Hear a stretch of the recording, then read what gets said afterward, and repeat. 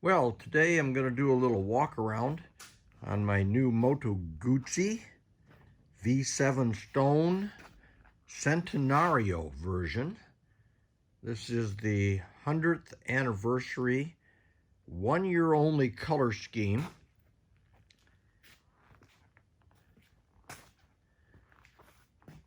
Moto Guzzi went into business right after World War I in 1921. The new model has been upgraded from a 750 engine to an 850, actually 853cc. Transverse mounted engine, which gives you a unique shake to it. When you rev the throttle, it wants to twist over to the right, just like a V8 in your American automobile. Notice the brake lever, which is so different from other bikes. Other bikes have regular brake levers or pedals on them, but on the Guzzi, they use basically the same style as the shift lever. It has preload adjustable shocks, which a lot of bikes lack today.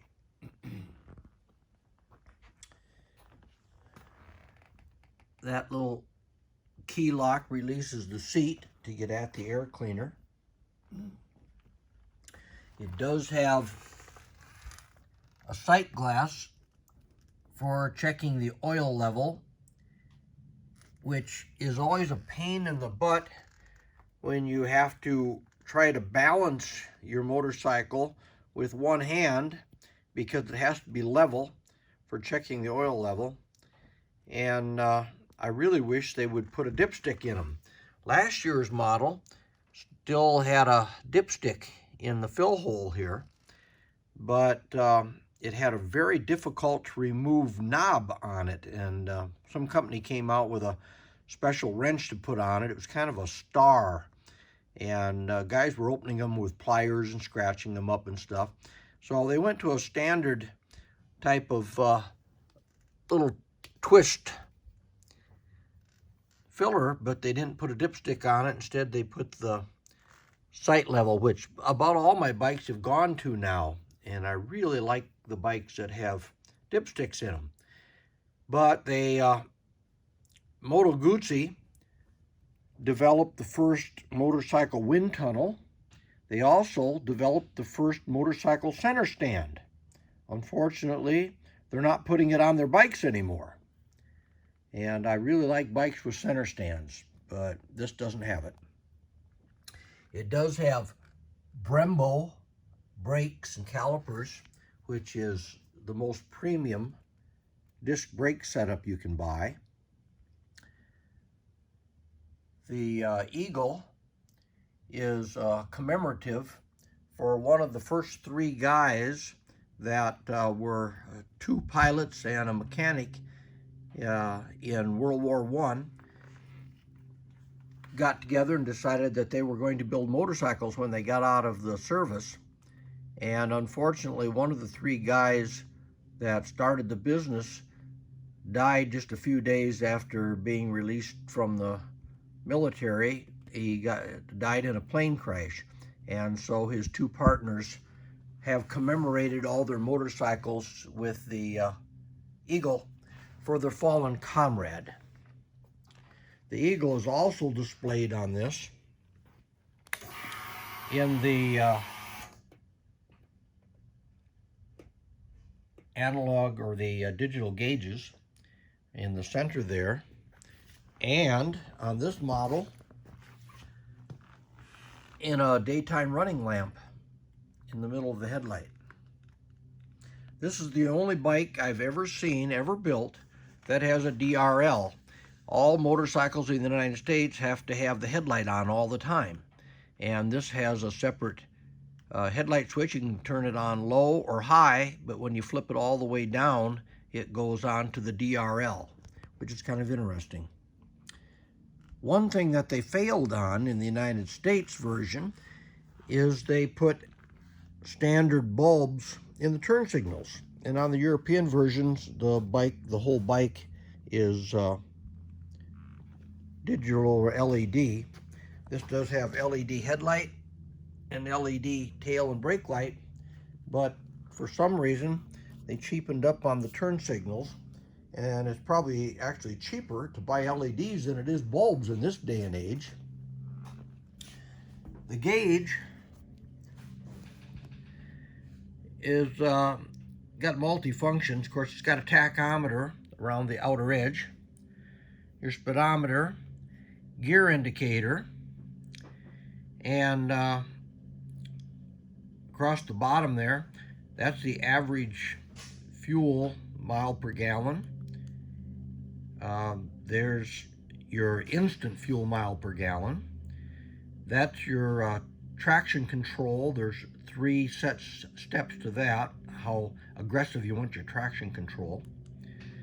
You can get into your menu system to change things there. I haven't looked at that yet. And your odometer, I got 50 miles on it. It's got trip odometer 1 and 2. And the time that you've ridden, I guess, since the last fill-up. Your average mile per hour, and back to your average fuel mile per gallon.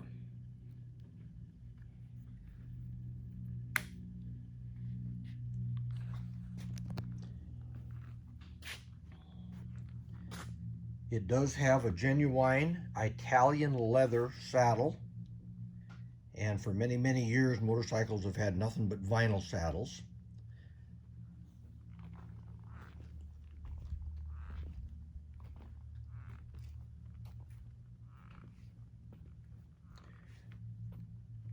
Very retro looking.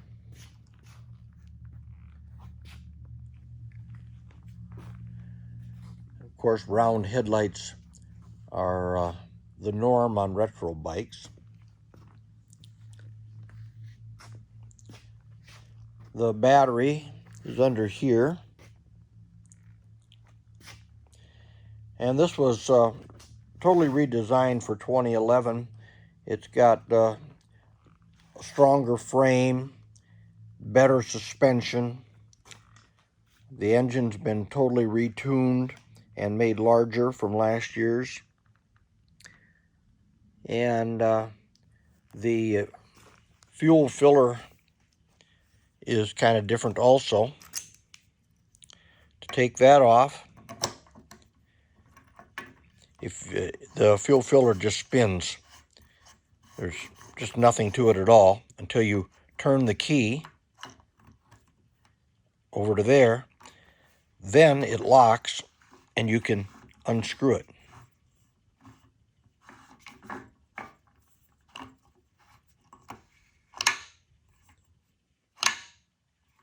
Then when you turn the key back the other way, it just goes into free mode.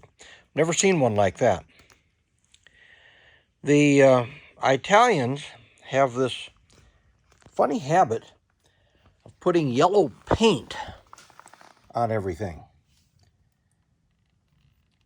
Every nut and bolt has got a yellow paint swab on it. I assume that's a quality check showing that they torqued it properly. But it's just a little odd looking. All over the bike have those little yellow paint marks all over it. Even up here on the mirrors. Although it looks like they only torqued one of those. Not sure why. The handlebars, only the top 2 ones have the yellow paint on them. So if those are quality checks that they torqued everything, it looks like they don't torque everything.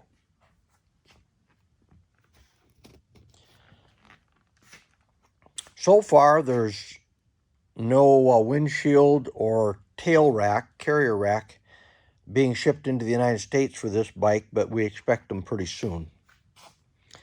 I put about 50 miles on this yesterday with my intention of riding at 250 miles coming home from the dealer over in Phoenix, but a lady stopped in when I was gassing up at a filling station and asked me which way I was going, and I told her over the mountains, and she said there was heavy rains up there. She just came through there, so we put the bike on the trailer and came the rest of the way home, and we didn't run into any rain, and I really wanted to ride those mountains coming home, but I didn't get a chance to.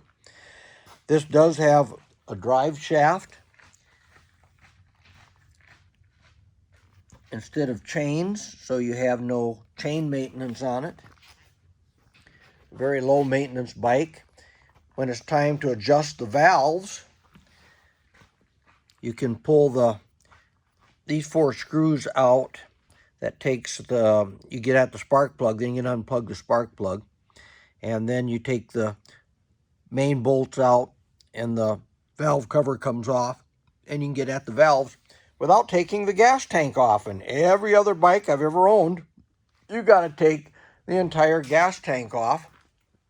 Of course, to get at the valves, like on my Kawasaki, my Yamaha, there's one of the valve covers. You can get at that one without taking the tank off, but you can't get at the rear one. And that's just the way bikes are. But with this transverse V-twin, it makes it much easier to maintain. All the Moto Guzzis use a matte, dull paint scheme. I've never been a big fan of that, but that's a Moto Guzzi thing.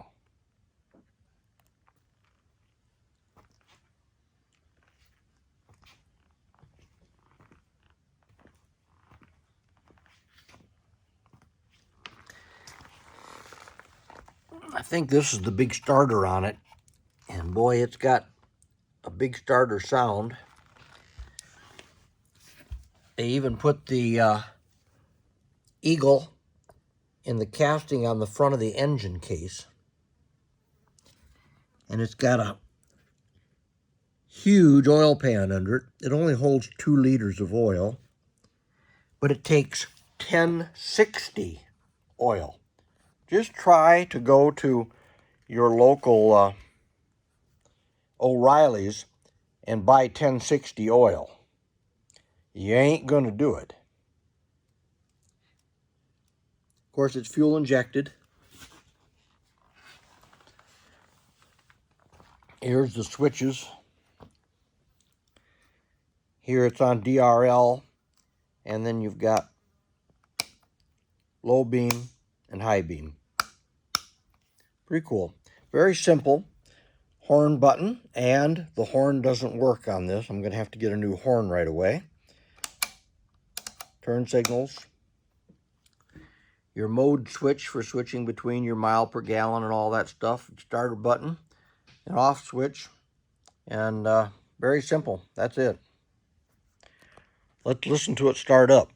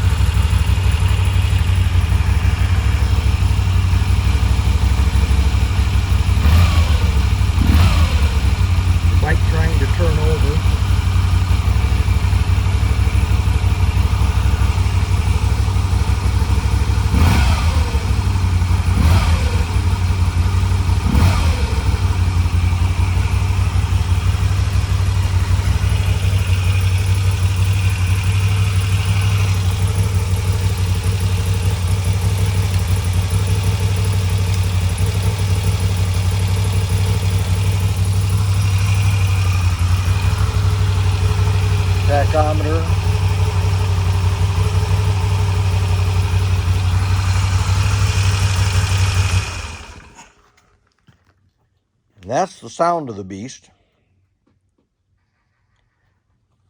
So there's a little walk around review. I'll be doing some rides with a video camera on me, but that gives you an overview of what it looks like and sounds like.